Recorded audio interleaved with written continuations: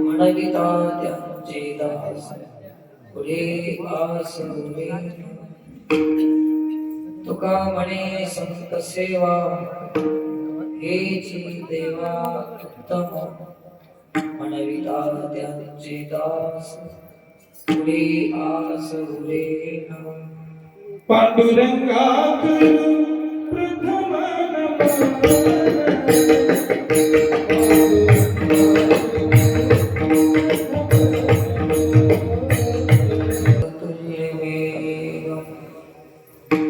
जितेन्द्रियं बुद्धिमतां वरिष्ठं वातात्मजं वानरयोगमुख्यं श्रीरामदूतं शरणं प्रपद्ये मायोगपीठे तटे भीमरथ्या वरं पुण्डरीकाय दातुं समागत्य तिष्ठं तमानन्दकर्णं परब्रह्मलिङ्गं भजे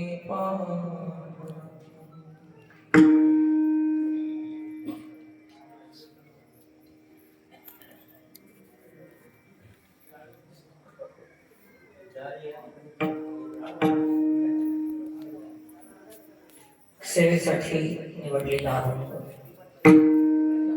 जगद्गुरु श्री संत तुकोबाराय त्यांचा हा अभंग आहे.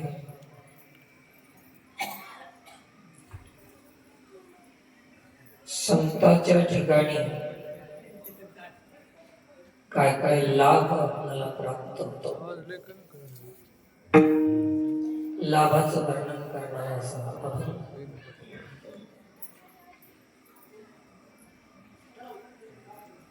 एक तास भगवत चर्चा, तत्पूर्वी श्री गुरुचं स्मरण वंदन करून समस्त भाविकांना हे प्रणाम आहे.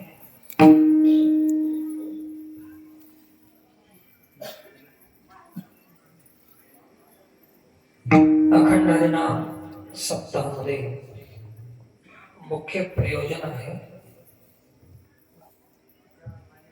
सप्ताहाच्या निमित्ताने आपल्या गावामध्ये संत यावे, संतांचं दर्शन व्हावं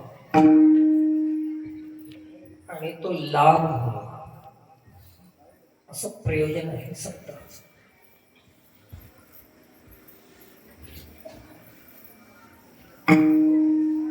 एवढं मोठं आयोजन नियोजन प्रयोजन ठरवूनच केलेलं आहे.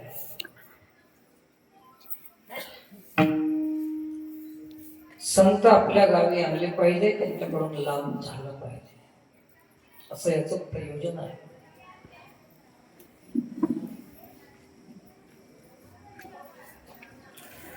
या उद्देशानं हा सप्ताह आहे, हे प्रयोजन आहे. लाभाचा उद्देश, त्याचं प्रयोजन काय? लाभ. लाभ प्रयोजन जर आपल्या कार्यक्रमाचं नसेल तर आपण लाभापासून किती दूर आहोत याचं सांगायचं असेल तर प्र काढून टाकायचं आणि पुढचं अक्षर घ्यायचं. प्रयोजन, प्र जर आपण बाजूला केलं तर काय होते? योजन. प्रयोजन जर नसेल तर आपल्याला लाभापासून किती अंतर आहे? योजन. तसं काही योजन एक अंतर आहे. हनुमान चालीसामध्ये सांगितले, योग सहस्त्र योजन परभान.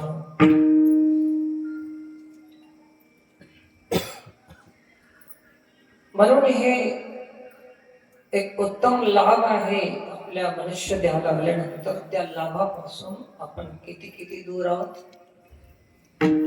योजन. प्रयोजन नाही साधलं तर अंतर मात्र खूप मोठं.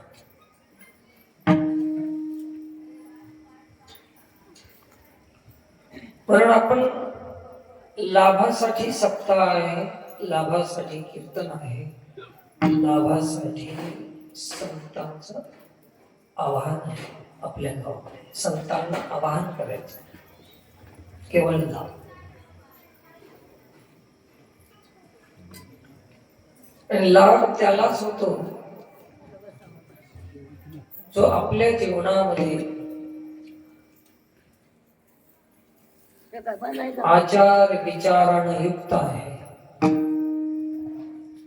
नीती आहे, नैतिकता आहे, न्याय आहे, इत्यादी गोष्टी ज्या माणसामध्ये असतात त्याला एक नाव आहे, त्याचं नाव आहे भला.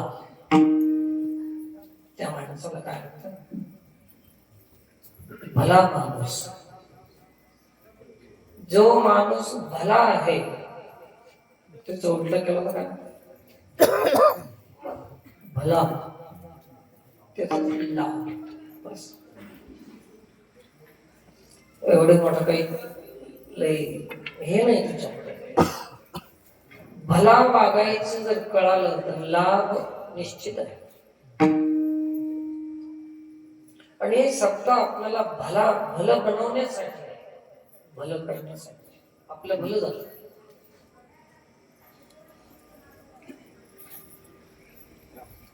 निश्चितच आपण लाभ प्राप्त करू शकतो, संदेह नाही.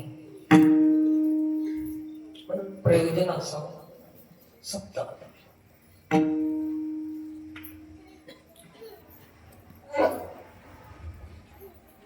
अनेक संतांनी आपल्याला जागे करण्याचा प्रयत्न केला लाभासाठी.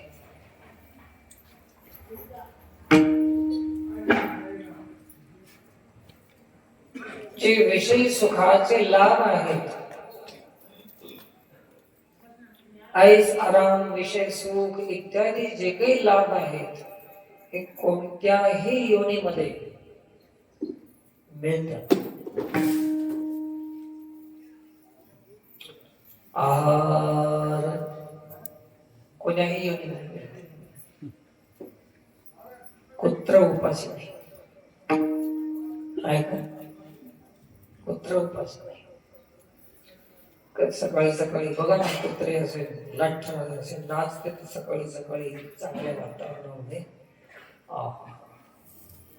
एकमेकाच्या गळ्याला पडते, नाचते, आनंद बागडते. आनंदामध्ये कधी कधी असं वाटते की करोडपती माणसाने एवढं कधी नाचलेले बघायला नाही. त्यांच्याकडे खडगू नाही, आहार मिळतो त्याला, निद्रा प्रत्येकाला निद्रा आहे, भय प्रत्येक जीवाला भय आहे, मैथून म्हणजे विषय. अशा 4 गोष्टी कोणत्याही योनीमध्ये मिळतात. ज्या लाभासाठी मनुष्य जन्म,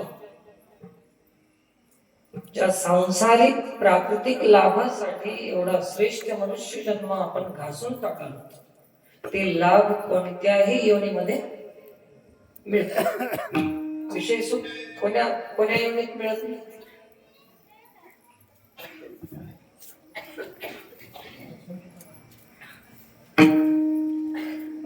संत असे सांगतात की जे सुख इंद्राला स्वर्गामध्ये मिळते ते इथं पशु पक्षी झाल्यावर ते सुख इथं त्यालाही मिळते. कोणतं सुख आहे इंद्राला? विषय सुखच तर आहे. म्हणती संसारी जन्मिजे, यागादी कर्म कीजे, मग स्वर्ग सुख भोगीजे मनोह. तेत हे वाचोनी काही,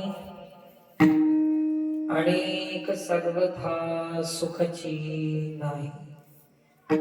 ऐसे अर्जुना बोलती पाही, दुर्बुद्धी ते दुर्बुद्धी आहे. जे सुख इंद्राला स्वर्गामध्ये आहे ते पशु पक्ष्यांच्या योनीत जन्माला आल्यावर ते सुख आहे. रंभा उर्वशीचं सुख तिथं भोगते. इथं स्त्री आहे. पशुपक्ष्यांच्या योनीमध्ये मी जन्म आहे. स्त्री आहे, पुरुष आहे. विषय सुखासाठी स्वर्गालाच जावं लागते असं आहे का? काही आवश्यकता नाही.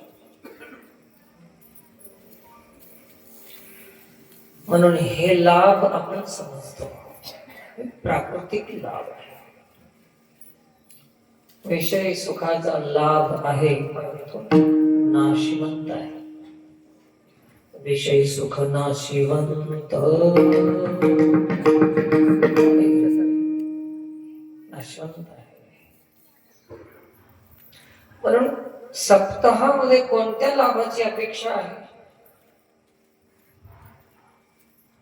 हेच जे आपण संसारात ज्या सुखाची अपेक्षा आहे तेच जर परमार्थात जर अपेक्षित असेल तर संसारात आणि परमार्थामध्ये अंतर किती? विशेषतः काय मग त्या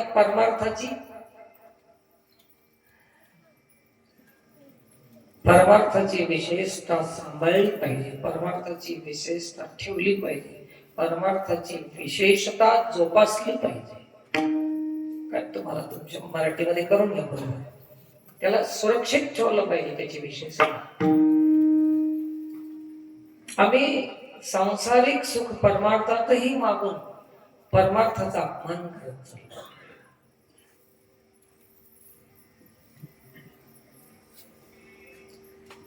तेच सुख संसारात आहे, त्याच सुखासाठी परमार्थ जर केला तर परमार्थाचा अपमान आहे.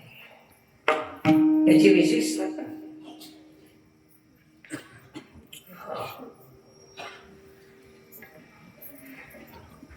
प्रत्येक एक ठिकाण आहे लाभाचं, जिथून जे मिळते तिथून तेच घेतलं पाहिजे. त्याची शान आहे, शोभा आहे. कुठून काय मिळते तिथं तेच मागितलं तर ठीक आहे. पेड्याच्या दुकानात जाऊन जोडा मागितला तर मिळेल जोडा,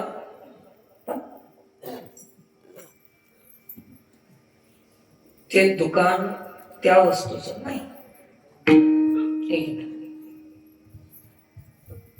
आणि जोड्याच्या दुकानावर जाऊन पेढा मागितला तर ते संसारात कधी सुख मिळत नाही आणि परमार्थात कधी दुःख राहत नाही. तिथं हे करायला जीव आणि इथं ते करायला, इकडलं इकडं लागलं आणि इकडलं तिकडं लागलं.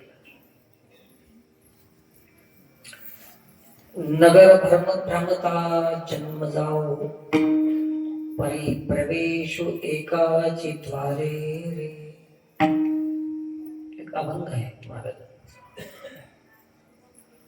पूर्वीच्या काळामध्ये गावाला एस असायची, कडेडा असायचं गाव, संरक्षण भिंत असायची गाव, आणि एकच द्वार असायचं. त्या द्वाराला काय म्हणायचं? एस. त्याला एस म्हणतात. आणि त्याच्यामुळेच त्या काळामध्ये लोकांना यश मिळत होतं. कशामुळे? एकच द्वार असल्यामुळे चोरी मारी हे चालायची नाही. आता गावात गांजा घेऊन या, दारू घेऊन या, किती रस्ते आहेत आता. आता यश नाही तर आता यश होती तर यश होत. आता यश नाही तर यश नाही. बरोबर, यश असले पाहिजे. मग सगळ्या गावाला तरी भ्रमण केलं तरी प्रवेश मात्र एकाच दारातून असायचा. नगर भ्रमता जन्म जाओ, परिप्रवेशु एकाची द्वारे रे.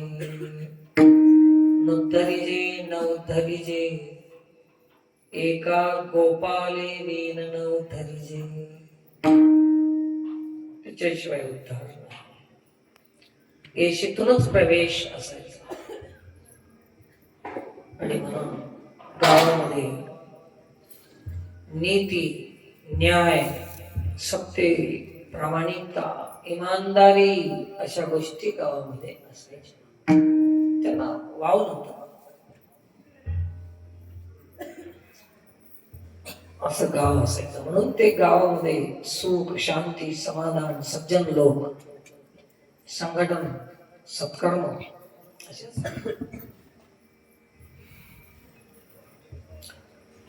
तसं एकच द्वार आहे. तसं आपल्याला आपल्या लाभाचं एकच द्वार आहे. देवाकड जाण्यासाठी एक द्वार आहे. देवाकडे जाण्यासाठी देवच लाभ आहे आणि त्या लाभाकडे जाण्यासाठी एक द्वार आहे. द्वार, त्या द्वारातून घरात जावं लागतं. दारातून द्वारात जावं आणि द्वारातून घरात जावं. लाभ आहे. कितीही मोठं घर असलं तर त्याला द्वार नसेल तर त्या घराची शोभा नाही. किती मोठा परमार्थ असेल, आपल्या परमार्थामध्ये जर द्वार आपण निवडलं नसेल तर त्या परमार्थाचं काही शोभा नाही. द्वारातून जावं लागतं. कदाचित पाठीमागून भिंत फोडून घरात गेलं तर त्याला काय नाव येते? त्यांना चोर नाव. ते घरी राहणार नाही. द्वारातून जाणं इज्जत आहे. चोरीचा परमार्थ नसावा, इज्जतीचा परमार्थ असावा. तर संताला शरण गेल्या वाचून जे जे काही परमार्थ करणं आहे हे सगळं चोरीचं, त्याला आधारच नाही. आणि संतांच्या द्वारे जो परमार्थ केला जातो तो इज्जतीचा परमार्थ. दारातून घरात आल्यावर त्याला चोर नाव येत नाही. त्याचं एक वजन आहे. परमार्थाचं वजन कोणाचं आहे? कोणाचा परमार्थ वजनाचा आहे? जे द्वारातून आलेलं आहे घरात, संतांच्या द्वारे येतो, त्याच्या परमार्थाचं वजन आहे.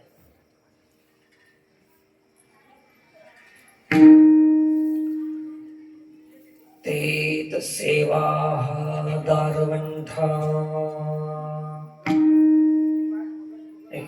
जे ज्ञानाचा कुरुठा, तेथ सेवा दारवंठा, तो स्वाधीन करी सुघटा ओळखून. तर देवाकडे जाण्याचं द्वार संत आहेत आणि संताकडे जाण्याचं जे द्वार आहे त्याचं नाव आहे सेवा. सेवा, सेवेच्या द्वारे संत, संताच्या द्वारे भगवंत. एक द्वार आहे. दोन द्वार आहेत ना. एक द्वार असे तर रामायणामध्ये 7 दरवाजे सांगितले. आता आज 2च दरवाजे बद्दल.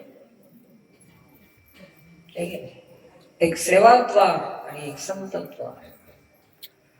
आणि भिताडालाच धडक मारलं द्वाराचा पत्ताच द्वारे जा. कितीही शहाणा असला तरी, कितीही शहाणा माणूस असला तरी, न्यायाधीशाकडे जर जायचं आहे, न्यायालयात जर जायचं असेल तर त्याला आपला शहाणपणा बाजूला ठेवून वकिलाकडूनच जावं लागतं. बिना वकील शहाणपणा जरी असला तरी, मी वकील लावाय नाही म्हणलं तर तिथं चालते ना. मी स्वतः शहाणा आहे. तसं देवाच्या दरबारामध्ये कितीही शहाणे राहा, संताशिवाय जाता येत नाही. गेलं तर तुमचं काही चालणार नाही. म्हणून जाऊ नका. आणि त्याच्या आधी संत शोधा. देवाकडे जायचंय तर स्वतः जाता येत नाही, संताच्या द्वारे जावं लागते. संताकडून जायचं असेल तर संताचा शोध घ्या. संताकडून जावं लागतं. पण असं आहे काय संतापाशी? काय लाभ आहे? त्या लाभाचा परिचय महाराज देतात. मी आहे आणि तुम्ही आहात.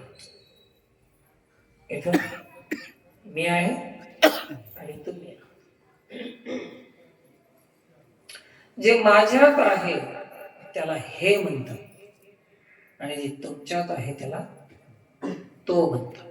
काय म्हणतात? जे माझ्यात आहे त्याला एकच, तुमच्यात माझ्यात एकच आहे. माझ्यात असल्यामुळे त्याला हे म्हणायचं आणि तुमच्यात मी असल्यामुळे तो म्हणायचं. कोण आहे तो? तो हा विठ्ठल परमा, तो हा माधव परमा, तो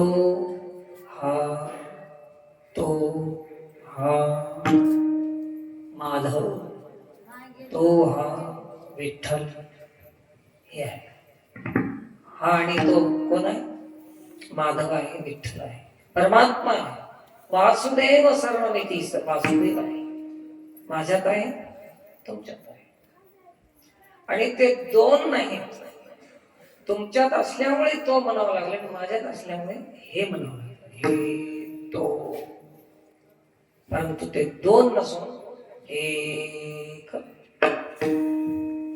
आपण काय म्हणाले? हे तो एक संता ठाई. हे आणि तो दोन नाव दोन झाले, परंतु वस्तू एक आहे. एक परमात्मा.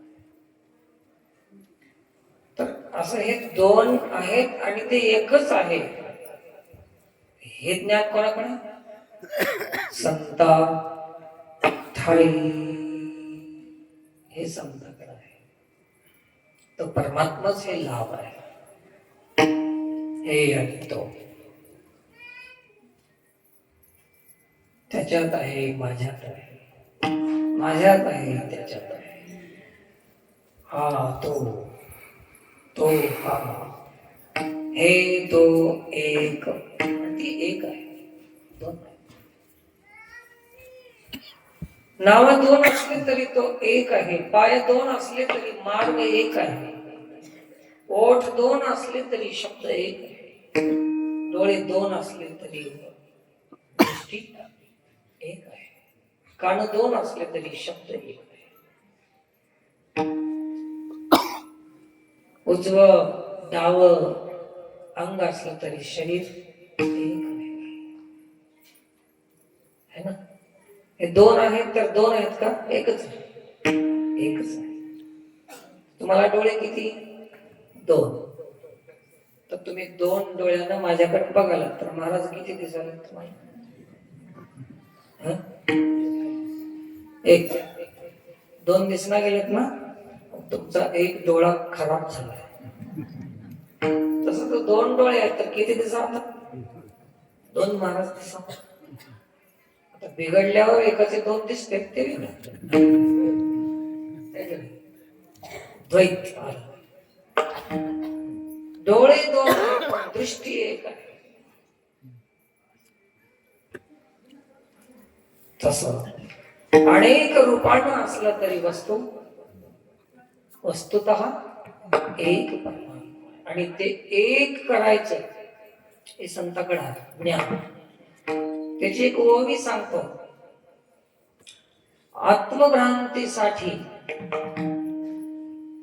तैसे आत्मभ्रांतीसाठी वस्तू विखुरली 12 वाटी. वस्तू एक आहे पण काय झाली? 12 वाटानं विखरून गेली, विखरली, पसरली. तैसे आत्मभ्रांतीसाठी वस्तू विखुरली 12 वाटी, ते एक वाटी ती ज्ञान दृष्टी अखंड जे काय करतात? एक करतात. आणि हे एक करायचं जे ज्ञान आहे त्याला काय म्हणतात? संत म्हणतात. अनेकाचं एक करायचं ज्ञान ज्याच्याकडे आहे त्याला संत म्हणतात आणि एकाच अनेक दाखवते, है की नाही? त्याला काय म्हणतात? ते अनेकाच एक दिसते ते ब्रह्म आहे आणि एकाच अनेक दिसते त्याचं नाव माया आहे. तुम्हाला आम्हाला एक दिसायला की अनेक दिसेल. एक दिसत असेल तर तुम्ही संत झाला आणि अनेक दिसत असेल तर मायेच्या अधीन. हे तर पक्की गोष्ट आहे की आता माहित झालं की आपण मायेच्या अधीन. मग संत काय करतात तर त्या मायाला सारून ते एक तत्व आपल्या हातात देतात, त्याला लाभ झाला. म्हणून आपण माझ्या पहिल्या चरणात तो एका संता हे तो एका संता हे तो एका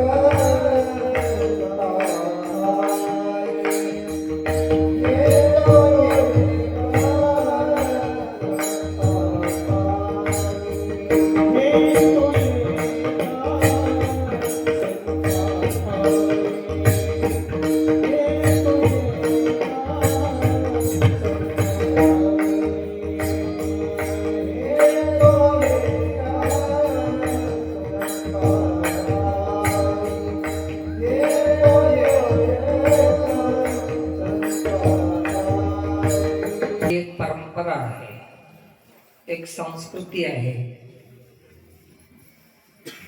संतांनी म्हणजे आपल्या देशामध्ये आपल्या भारतामध्ये एक संस्कृती अशी आहे, पूर्वीच्या काळापासून आलेली संस्कृती आहे की सकाळी आपली जी पहाट आहे आपल्या भारताची ते रामनामापासून सुरुवात होते. कुठून सुरुवात होते? राम राम, है ना? आपली पहाट शुभ आहे नामापासून. आरंभे आवडी आले आले नाम. कोणी कोणाला भेटला, दुश्मन बी जर समोर आला राम राम, त्या म्हणू की न म्हणू आपल्या पण नाव घ्यायचं. पण जास्त बार म्हणून नाही, त्याला चिडवलं. एक बार म्हणायचं राम राम. आणि पद्धत अशी आहे की माणूस ते राम राम म्हणताना दुहेरी म्हणल्याशिवाय राहणार. एकेरी म्हणते की दुहेरी राम राम, दोन बार म्हणावं राम असं म्हणत नाही. का म्हणते तसं? हे तो माझ्यात राम म्हणून किती बार म्हणते राम राम. मग संस्कृती कशी बोलली. आता अलीकडले लोक राम राम म्हणलं तर लय अनपड समजायलेत लोक. त्याला जरा वेगळ्या पद्धतीने नमस्कार करायचे. काही निघालेत वेगवेगळ्या, कशाला सांगू म्हणा तर टोचून बोलल्यासारखं लागायला.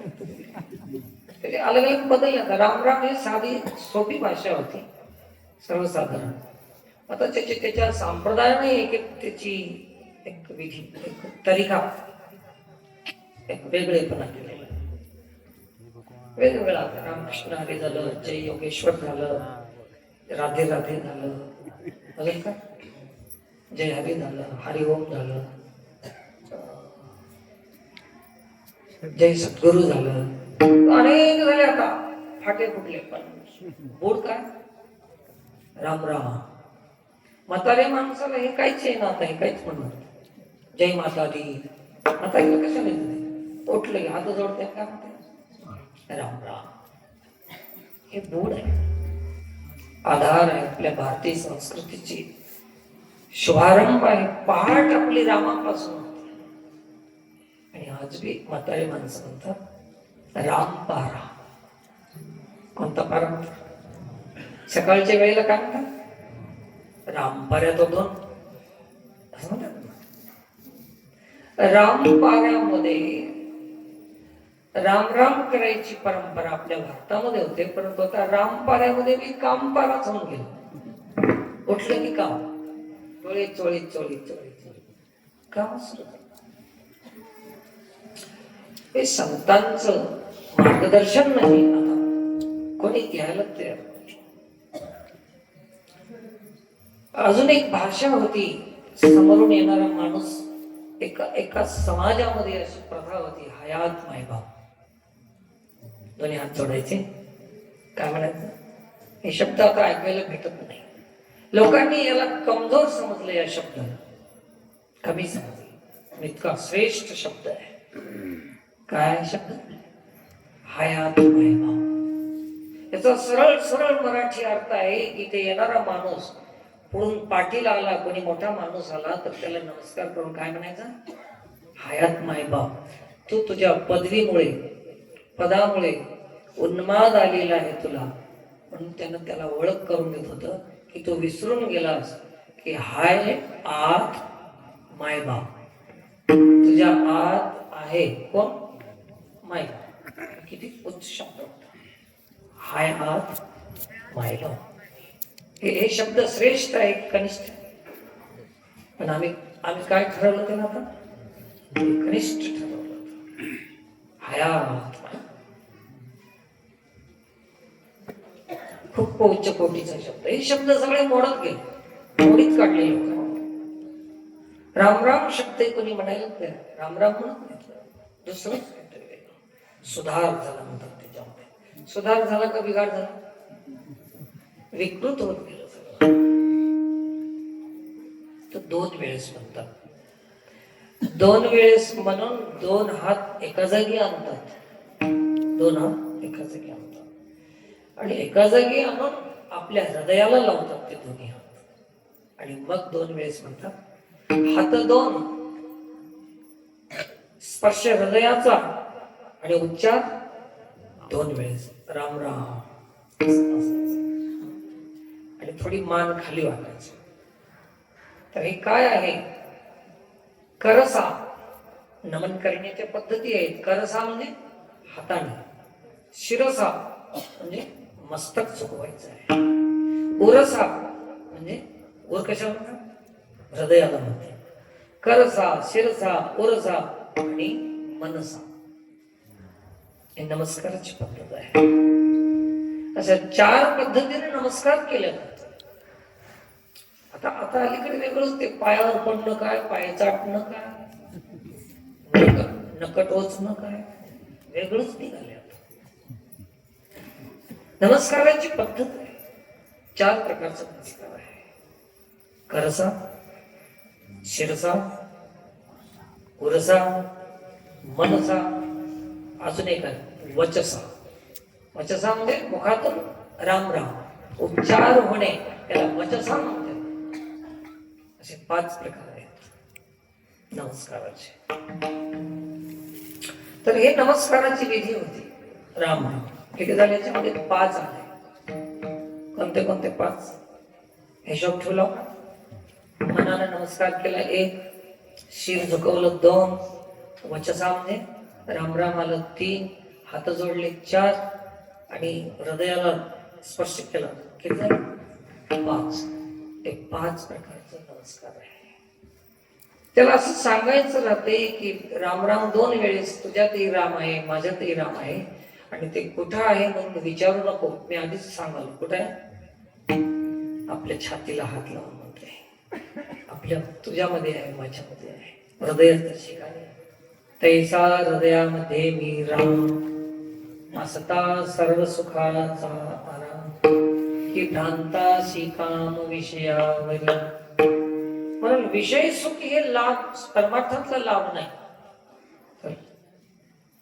परमार्थातला लाभ आहे संत दर्शनी, हा लाभ पद्मनाभ जोडला, हा परमार्थातला लाभ आहे. म्हणून हे तो एक संता ठाई, लाभ पायी उत्तम. जमलं का, जमलं तर जमलं, म्हणा नाही तर हे लाभ आहे. राम राम. तर असा लाभ कोणाकडून मिळते तर त्याचा परिचय देतात की संता ठाई, संतांच्या ठिकाणी आहे. ज्याच्याकडे हे आहे ते संत आहेत. ज्याच्याकडे हे आणि तो आहे ते संत आहे. आता आम्ही कोणालाही संत ठरवतो ते आमच्या स्वतंत्रता आहे, पण लाभ मात्र यांच्याकडेच आहे, त्यांच्याकडे नाही. सांसारिक लाभ, त्याला लाभ म्हणतात. हा लाभ आहे पण उत्तम नाही. कारण की कधी कधी सांसारिक लाभामुळे विवाद होतात, सांसारिक लाभामुळे वाटणीचे विवाद होतात, भांडणं होतात, भानगडी होतात. परमार्थामध्ये कधी होते का विवाद? परमार्थामध्ये झालाच तर संवाद होऊ शकतो. परमार्थाच्या लाभामध्ये काय होते? संवाद होतात. आणि सांसारिक विषय लाभामध्ये विवाद होतात. विवादाचा लाभ सांसारिक आहे आणि संवादाचा लाभ पारमार्थिक. भगवद्गीता पूर्ण 18 अध्याय सांगितले, परंतु शेवटला सांगितले श्रीकृष्णार्जुन संवादे. काय नाव दिलं? आणि तुमचं आमचं सहज मी बोललं तर विवादच सुरू होते. आता कीर्तन झाल्यावर कीर्तनाच्या आधी माणसं बसले असतील, बोलत असतील तर एकमेकाला संवाद करत नाहीत, विवाद. कोण्यातरी पक्षाचं, कोण्यातरी नेत्याचं बोलायचं आणि विवाद करीत बसायचं. हे कोणता विषय आहे? संसाराचा विषय आहे. कुठलाही नेता, ह्याला एक आवडते, त्याला एक आवडते, त्याचा एक नेता, ह्याचा एक नेता. अरे सगळ्या नेत्याचा नेता एक परमात्मा आहे. त्याच्या संबंधानं जर चर्चा झाली तर विवाद होईल की संवाद? तर संताकडे संवाद आहे. विवादातून निघून संवाद करणे परमार्थ आहे. आणि ज्या वेळेस आमच्याकडे विवाद होतो आम्ही परमार्थ वंचित आहोत. परमार्थापासून त्याला लाभ मिळणार नाही. पण हे लाभ कशानं मिळतो? दादागिरीनं मिळत नाही. संताकडे जाऊन छाती काढून गेल्यानं मिळत नाही. त्यांच्याशी काही शहाणपणा दाखवून मिळत नाही. बिलकुल नम्र होऊन, रिकाम होऊन संताकडे जावं लागतं. त्यांचं होऊन जावं लागते. त्याला दास म्हणतात. काय म्हणतात त्याला? दास. आणि दास व्हावं, परंतु एकाचाच होणाऱ्याला दास म्हणतात. दास त्याचं उलट केलं तर सदा सदा एकाच होऊन राहणं तेच दास होते. आम्हाला ठिकाणच नाही परमार्थामध्ये. आता बऱ्याच गावोगावानं सप्त्यामध्ये महाराज बदलत राहतात. महाराज कितीही बदलत राहते, आपल्यामध्ये बदल होत नसेल तर महाराज बदलीत राहून काय करा? सत्ता महाराज बदलण्यासाठी आहे की आपल्यात बदल व्हावा म्हणून? हे अजून प्रयोजनच ठरलं नाही. सत्ता कशासाठी आहे? महाराज बदलण्यासाठी की आपल्याला बदलायसाठी? बदलायचं तर कुठे गेले की, पण बदला घ्यायचं मात्र पक्का. एक दुसऱ्याचा बदला घ्यायचा, हे सत्याचं प्रयोजन आहे काय? बदलायला पाहिजे. आपल्यात बदल झाला पाहिजे. तर सदा एकाच होऊन राहत नाही, आम्ही बदलत राहतो. विषय काय चांगला? व्याभिचारी भक्ती म्हणतात त्याला. एक दिवस याचं तर एक दिवस त्याचं, तर एक दिवस असं तर एक दिवस असं.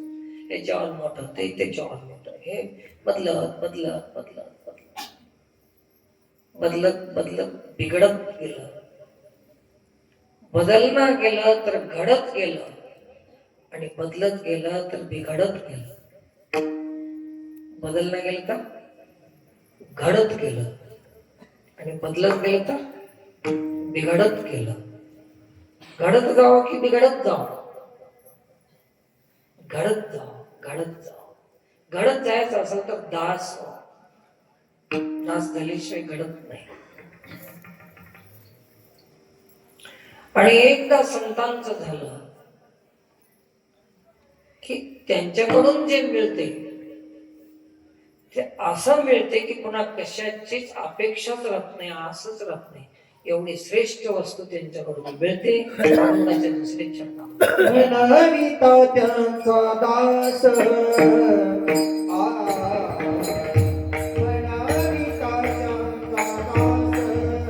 दास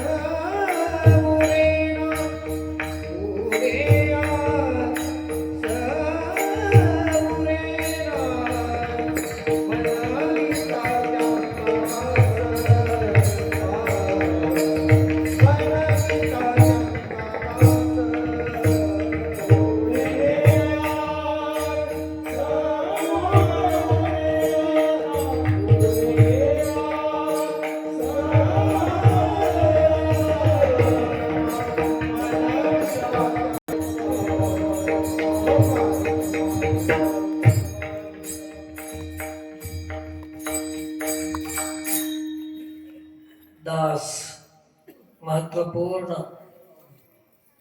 शब्द आहे आणि एक स्थिती आहे दासाची. दास शब्दाचा अर्थ आहे की ज्याच्या जीवनामध्ये आस नाही त्याला दास. हरी तैसे हरीचे दास, नाही मोह भय चिंता आस. चार गोष्टी ज्याच्या जीवनात नाही त्याचं नाव दास. उगाच दास नाव ठेवून घेऊ नये. चार गोष्टी संपल्या नाव ठेवायची गरज बी नाही, ते दास. आणि चार गोष्टी असल्या तर कोणी म्हणलं तर बी ते दास नाही, दास. हनुमानजीची नवनीत भक्तीमध्ये दास्य भक्तीचं वर्णन केलेलं आहे. दास्यत्व निकट हनुमंते पै केले, मनोनी देखील रामचरण. दास्यत्व आहे. दास शब्दाचा अर्थ आहे की आपलं शांतपणा तिथं चालवायचं नाही, जे सांगतील तसंच करायचं. त्याला काय म्हणायचं? दास. आता काही माणसं महाराजाकडे येतात पण महाराजाचं ऐकायला येणार, महाराजाला सल्ला द्यायला येतात. महाराज असं करावं तुम्ही, महाराज तसं करावं तुम्ही, ह्या गावात जावं तुम्ही, त्या गावात लय असं करावं सांगतात, सल्ला देतात. हे दास आहेत की वास आहेत? बास वास. काय म्हणाला महाराजांचे? पहिल्याच्या काळामध्ये महाराजांचे दास राहत होते, आता महाराजांचे बॉस झाले. महाराजालाच आज्ञा करायची, असं करा तसं करा, बॉस. म्हणविता त्यांचे बॉस नाही, दास. सगळे बॉस होऊन गेले आणि ऐकलं नाही महाराजाचं. त्या महाराजाला पुन्हा गावात प्रवास नाही, प्रवेश नाही, त्याची तारीख पुन्हा नाही. आता हे दास आहेत की बॉस? आम्ही म्हणाल ते ऐका. तरी तन्मन जेवे चरणाशी लावावे आणि अगर्वता करावे दास्य. अगर्वता समर्पित होऊन राहणं म्हणजे दास. आणि असं झाल्यानंतर जे मिळते ते आस उरत नाही असं मिळते. कारण की त्यांच्या कृपेतून जे प्राप्त होते ते परमात्मा प्राप्ती होते. आणि परमात्मा सरणारी वस्तू आहे ना. संसार उरत नाही आणि परमात्मा सर्व. मग अभंगाच्या तिसऱ्या चरणावर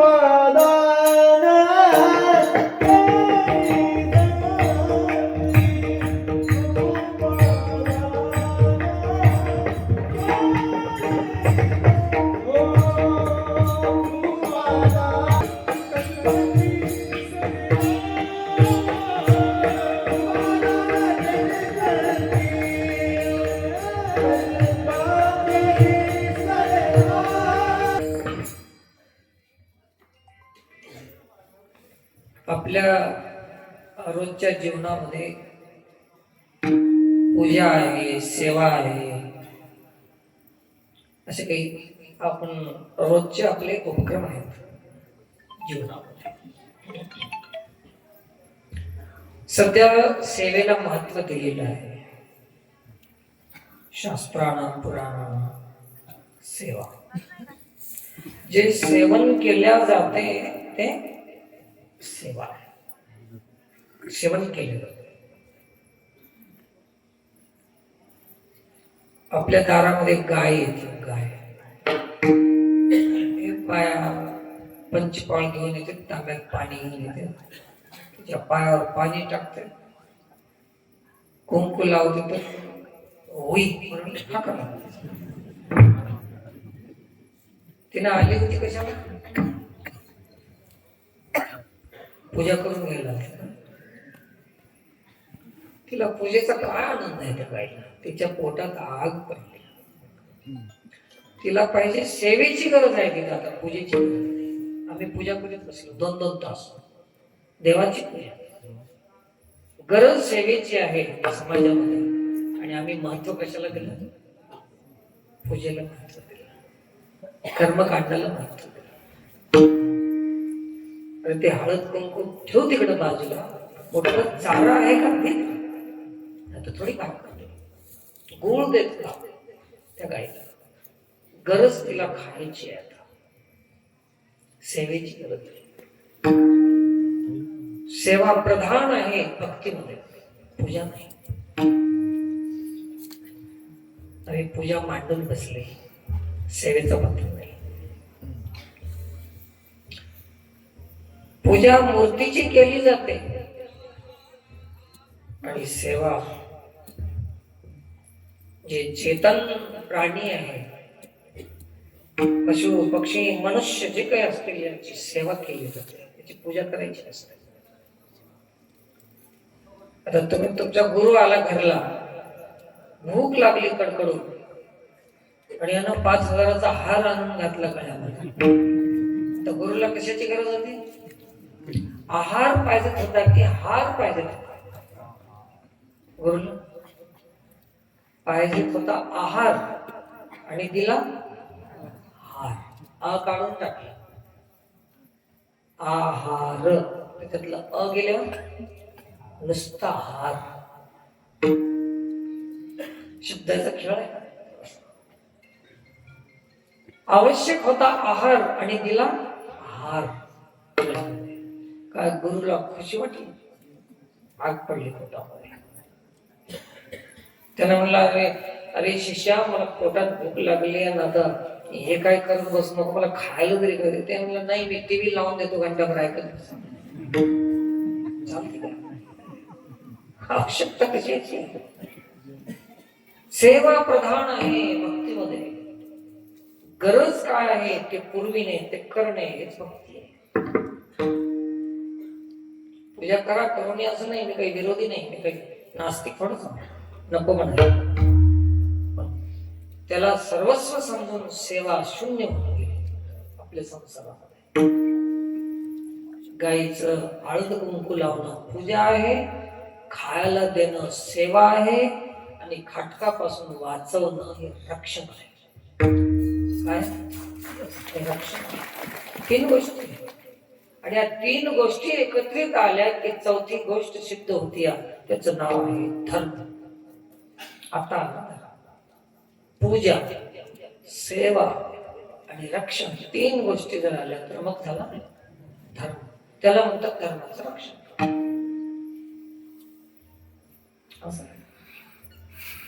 सेवा, पूजा आणि रक्षण. गोरक्षा. गोरक्षा म्हणजे काय? त्याला पूजा करणं गोरक्षा, त्याचं रक्षण करणं, असा हे धर्म आहे. तर याच्यामध्ये सेवा प्रधान आहे. सेवा, खायला द्या, गरज असलेलं देणं हे सेवा आहे, आणि हे सात्विक सेवा आहे. जे देतो आपण ते सात्विक दान आहे. गरज असलेल्या जागी देणं सात्विक दान आहे. आणि मोठेपणासाठी जिथं दिल्यानंतर आपला मोठेपणा होते तिथं देणं हे राजस दान आहे. आपल्याला कोणतं दान आवडते? राजस दान. नाव घेतलं पाहिजे, आपल्याला कीर्ती झाली पाहिजे, प्रतिष्ठा झाली पाहिजे. पण आजकाल ते सवय लागून गेली. कीर्तनामधून अर्धा तास माणसाची स्तुती आणि मग 1.5 तास पुन्हा अर्धा तास गाणे गेले, 1 तास झाला, पुन्हा अर्धा तास हसवायचं, 1.5 तास झाला, पुन्हा अर्धा तास गायचं, गाणे चालले द्यायचं, कीर्तन संपलं कीर्तन. देवाचं तर अजून सुरुवातच नाही. ज्ञानेश्वर माऊली देवाचा काही संबंधच नाही, ना भक्ती ना ज्ञान वैराग्य काहीच नाही. 2-3 गोष्टीमध्ये कीर्तन संपलं. लोक खळखळ असतात आणि भळभळ पैसे देतात. खळखळ असं भळभळ पैसे देऊन टाकतात. ते बी मोकळा, हे बी मोकळे, म्हणतात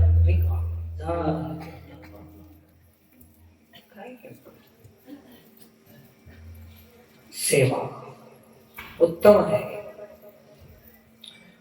आणि सेवा हे कशाचं नाव आहे तर ज्याच्यामध्ये सौदा नाही त्याचं नाव सेवा. मी मागे कुठतरी एकदा उल्लेख केला होतो कीर्तनामध्ये, मोदी साहेब आपण परळीला जातो, सेवेसाठी घेतलेला अभंग असं म्हणतात ना. आता ते शब्द बदलला पाहिजे. ज्याच्या मोबदल्यात काहीच घेतलं जात नाही त्याला म्हणतात सेवा. सेवा शब्दाचा सेवेचा अर्थच ते. तुम्ही महाराष्ट्रात कोणीही पंडिताला विचारा सेवा म्हणजे काय, अर्थ दुसरा तर नाही ना. सेवा म्हणजे काहीच न घेता करणं, त्याच नाव सेवा. सेवेसाठी घेतलेला अभंग असं म्हणू नये. आता तर काय म्हणा, सोयीसाठी घेतलेला काय नाव पण तसं म्हणणं, तसं म्हणणं तर असं करणं. सोयीसाठी घेतलेला अभंग जगद्गुरु तुकोबारायांचा. खरं बोलायचं, खोटं बोलून कसं सेवा.